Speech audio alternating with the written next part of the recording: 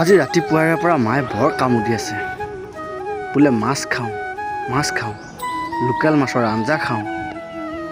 মই মাৰ কথা পেলাব নোৱাৰি বাৰীৰ পিছফালে থকা সেই পুখুৰী পাৰলৈ গৈ জাল এচাপ মাৰি দিলোঁ। তাৰপিছত কি হয় আপোনালোকে চাই থাককচোন বাৰু।